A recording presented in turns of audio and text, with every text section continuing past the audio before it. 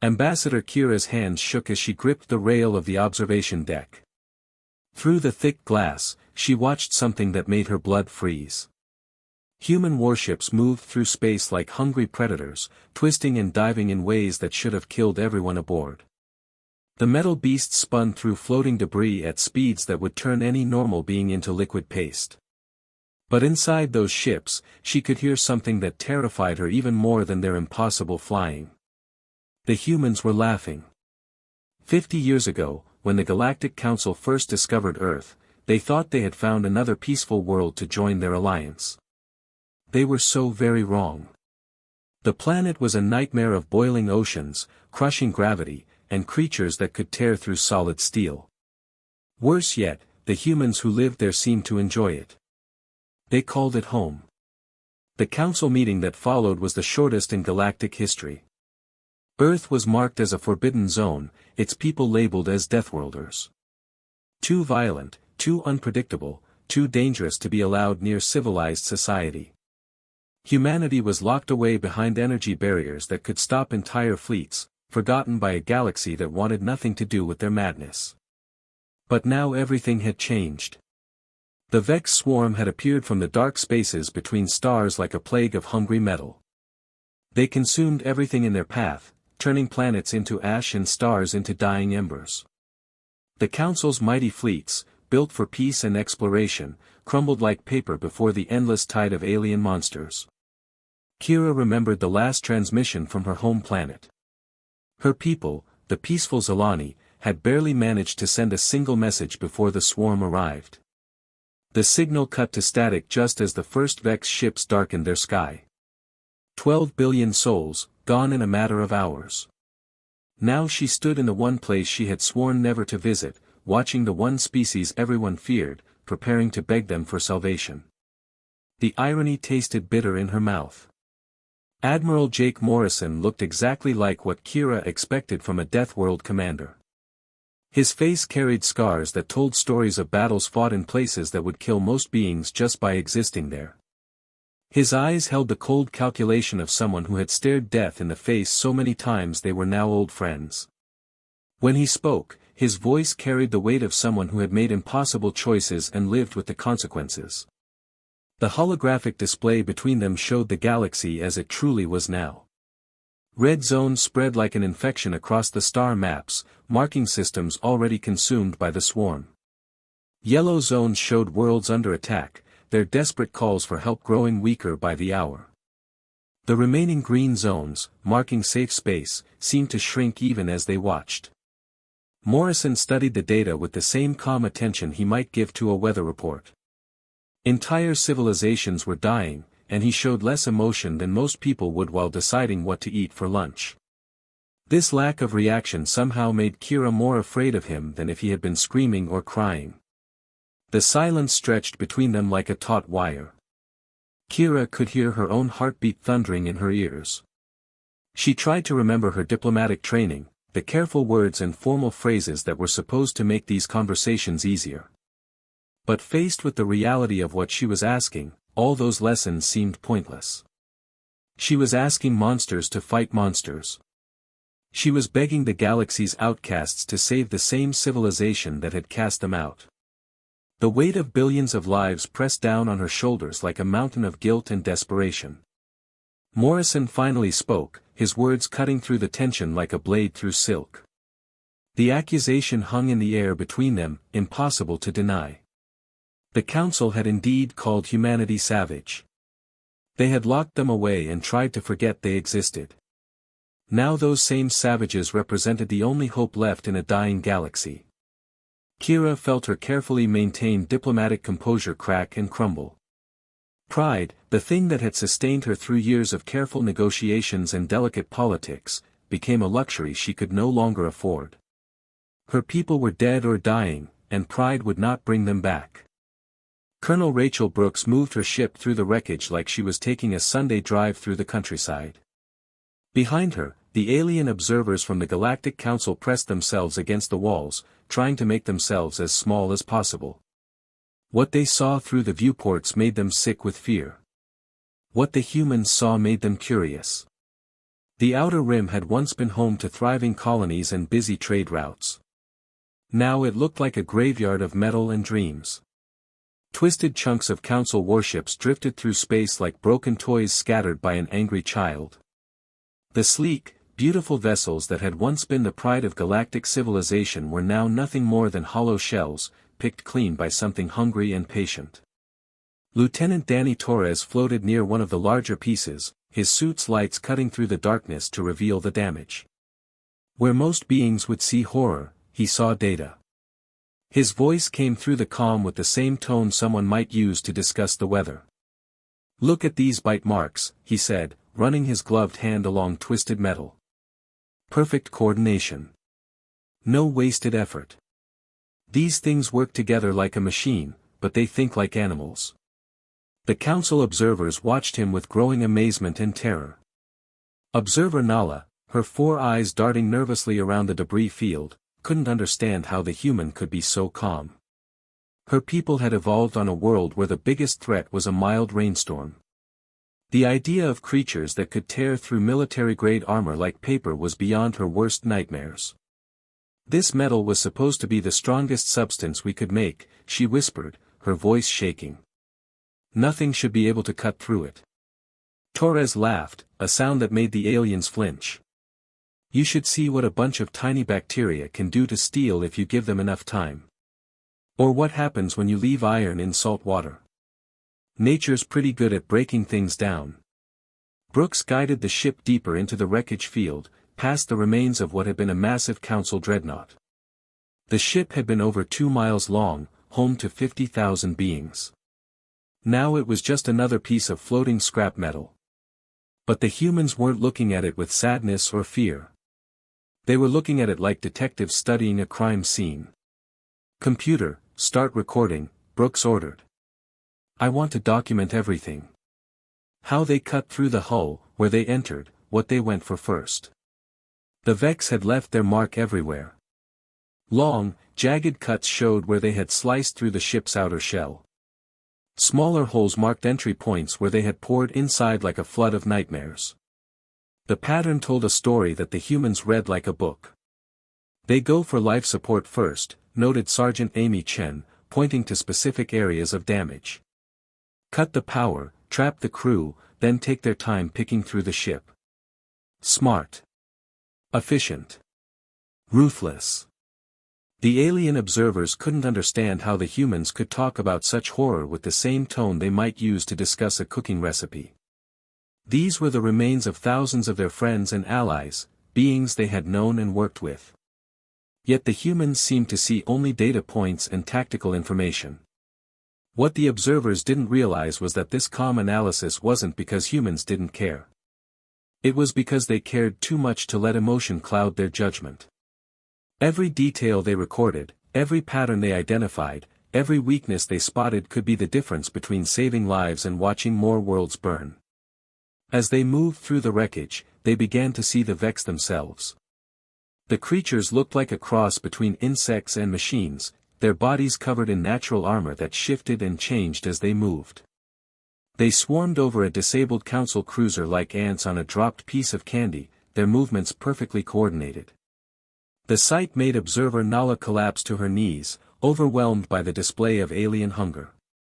Her species had never seen anything so aggressive, so perfectly designed for destruction. To her, the Vex looked like living nightmares that had crawled out of the darkest corners of space. But Sergeant Chen just tilted her head and studied them with professional interest. "Hive mind coordination, adaptive armor, acid-based biological weapons," she noted. "Definitely formidable. But look how they bunch up around food sources. Classic predator behavior. They've probably never faced anything that fights back effectively." Brooks opened a communication channel back to Earth, her voice carrying the weight of someone who had seen enough. The calm way she spoke about pest control when referring to creatures that had consumed entire star systems sent chills through the alien observers. They were beginning to understand that humanity's reputation as Deathworlders wasn't just about where they came from. It was about how they thought, how they approached problems that would paralyze other species with fear. When the human fleet dropped out of faster-than-light travel at the edge of the Corvani system, the Council observers nearly laughed out loud. Where were the massive battleships they had expected? Where were the planet-killing weapons and fortress-sized dreadnoughts that should accompany any force capable of fighting the Vex swarm? Instead, what they saw looked more like a pack of hunting dogs than a proper military fleet. Dozens of smaller ships spread out across space, each one moving independently but somehow perfectly coordinated with the others. The vessels were sleek and dangerous-looking, built for speed and maneuverability rather than raw firepower. Captain Beth Hayes watched the tactical display from the bridge of her destroyer, studying the asteroid field that stretched between her fleet and the Vex-occupied planet. The rocks were massive, some bigger than cities, spinning and tumbling in unpredictable patterns that would crush any ship unlucky enough to get caught between them. The Council had marked this area as completely impassable, a natural barrier that no sane pilot would attempt to navigate. Hayes smiled and opened a channel to her squadron. "All right, kids, time to show these bugs how we do things back home. Follow my lead and try not to scratch the paint." What happened next would have given Council military planners nightmares for years to come. The human ships dove into the asteroid field like dolphins playing in ocean waves. They twisted and spun between the massive rocks, using their gravity wells to slingshot themselves forward at impossible speeds. When two asteroids came together in a crushing embrace, the human pilots didn't retreat. They accelerated, threading the needle through gaps that were closing by the second. The sound that came through the communication channels was something the Vex had never heard in all their eons of conquest. The human crews were laughing. Not the nervous laughter of beings trying to hide their fear, but the genuine joy of people doing something they absolutely loved. "This is Reaper Squadron," came the voice of Captain Tyler Clark, his ship spinning through a gap barely wider than his vessel. "We're starting our attack run on the main hive. Try to keep up, everyone." The Vex swarm had conquered thousands of worlds using the same basic strategy. They would arrive in overwhelming numbers, form up in perfect battle formations, and slowly grind down their enemies' defenses through sheer persistence and firepower. It had worked against every species they had ever encountered because everyone fought the same way. Everyone except humans. Instead of meeting the Vex head-on in a traditional battle, the human ships scattered like leaves in a windstorm. They came from above and below, from angles that shouldn't have been possible, using the system's own gravity wells and radiation fields as weapons. Ships dove directly through solar flares that should have melted their hulls, their crews treating the deadly radiation like a refreshing ocean breeze. The Vex tried to adapt, shifting their formations to meet these new threats. But every time they moved to counter one attack, three more came from completely different directions. The humans fought like their homeworld had taught them to fight, using chaos and unpredictability as their greatest weapons. Commander Alex Wilson's ship, the Bloody Knuckles, pulled a maneuver that made even his own crew grab their seats in terror. He dove his destroyer directly through the heart of the Vex formation, all guns blazing, while his crew sang an old Earth song about warriors dying with honor. The combination of the suicidal attack and the haunting melody sent ripples of confusion through the hive mind. The Vex had evolved perfect coordination over millions of years. Every member of their species thought as one, acted as one, planned as one. It was their greatest strength and had made them unstoppable against every enemy they had faced. But this unity also meant they had never learned to deal with true chaos. When the human ships appeared from impossible angles, when they survived radiation that should have killed them, when they laughed while performing maneuvers that violated every law of physics and common sense, the Vex collective mind began to stutter. Analysis incomplete, transmitted Hive Node Prime, its mechanical voice carrying something that sounded almost like confusion. Enemy tactics do not match any known combat doctrine. Requesting additional processing power to understand their strategy. But there was no strategy to understand, at least not in the way the Vex thought about warfare. The humans weren't following some grand battle plan dreamed up by military computers. They were fighting the way their species had always fought, using instinct and aggression and a complete willingness to do whatever it took to win. Lieutenant Kelly Morrison dove her fighter through a gap between two Vex battleships, her weapons tearing through their formation like a knife through paper. As she pulled out of the dive, narrowly avoiding a collision that would have vaporized her ship, she whooped with pure adrenaline-fueled joy. The sound of that celebration, transmitted across all frequencies, had an effect on the Vex hive mind that no weapon could have achieved. For the first time in their existence, the perfect unity of the swarm flickered. Individual nodes began reporting conflicting data, struggling to process enemies that seemed to enjoy the very thing that should terrify them most. The humans weren't just fighting the Vex. They were having fun doing it. And that simple fact was more disturbing to the hive mind than any weapon they had ever faced. Captain Laura Foster knew her ship was dying. The engines had gone silent after taking a direct hit from Vex energy weapons, leaving her frigate drifting helplessly through the battle zone. Green acid ate through the hull in 3 different places, and the life support systems were failing fast.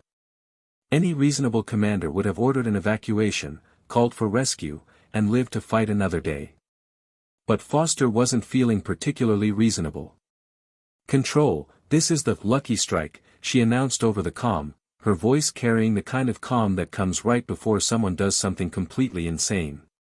"We're going to try something new." Through the cracked viewport, she could see the massive Vex command ship hanging in space like a metal mountain. It pulsed with alien energy, coordinating the entire swarm's attack across the system. Every Vex unit for light years around took its orders from that single vessel. Foster studied its position, did some quick mental math, and smiled. "All hands, this is the captain," she announced to her crew. "Anyone who wants to get off this boat has about 30 seconds to make peace with whatever they believe in."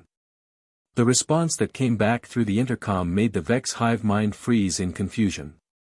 Instead of screams of terror or desperate prayers, they heard something impossible. Foster's crew was laughing. Not the bitter laughter of people who had lost hope, but the wild, joyful laughter of humans who had just been handed the chance to do something spectacular. "Ma'am," called out her weapons officer, "should I arm the remaining missiles?" "Every single one," Foster replied, her hands dancing across the control panel as she lined up her shot. "And patch me through to the entire fleet. Everyone should see this." She opened a channel to all human ships in the system and began to sing. It was an old Earth song, something about going down fighting and taking your enemies with you.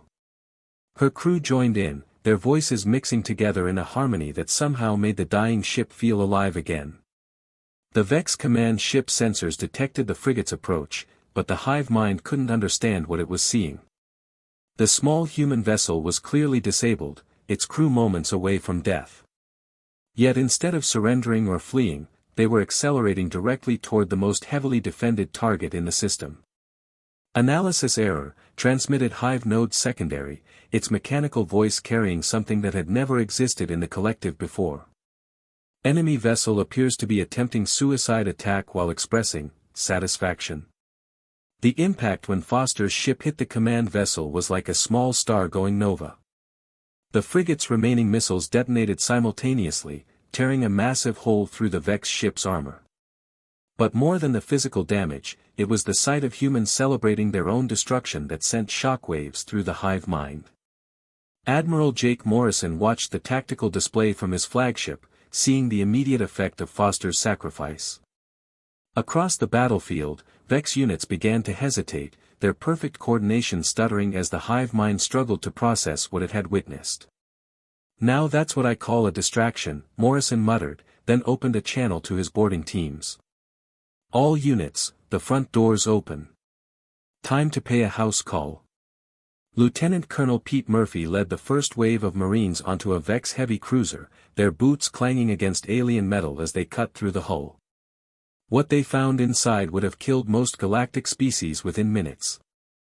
The corridors dripped with acid that could dissolve bone, the air was thick with toxins that would shut down most respiratory systems, and the gravity was set to levels that should have crushed human bones.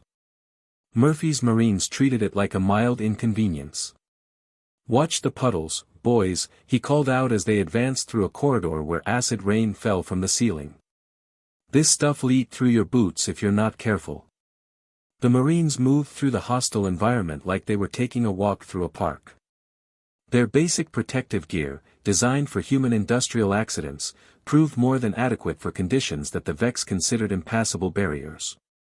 When the alien defenders finally appeared, chittering and screeching as they launched themselves at the intruders, the Marines met them with weapons fire and something even more disturbing.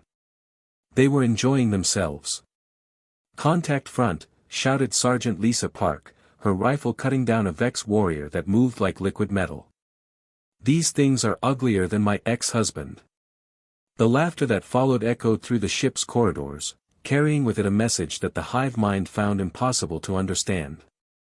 These creatures, these humans, were treating mortal combat like a game.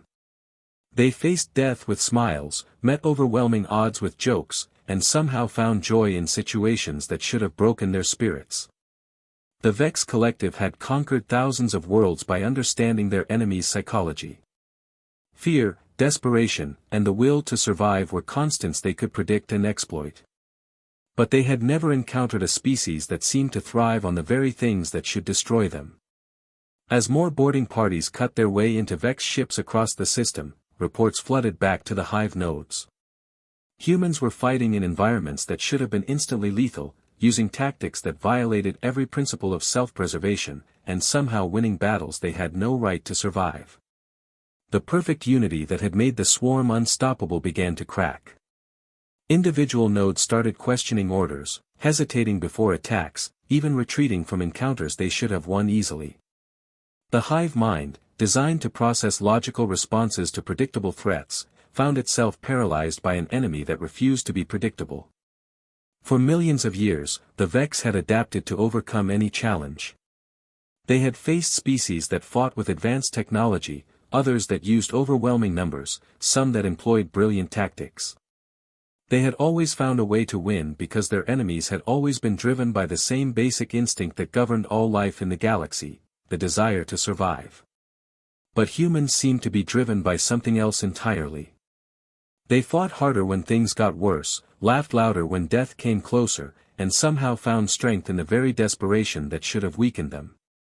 Morrison watched his tactical display as Vex formations across the system began to waver. Ships that had held their positions for hours suddenly pulled back.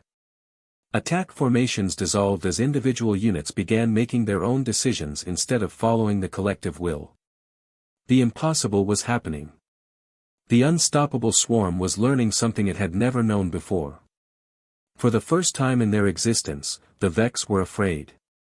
Ambassador Kira's hands no longer shook from fear as she stood in the same observation deck where her journey had begun. This time, the trembling came from something else entirely.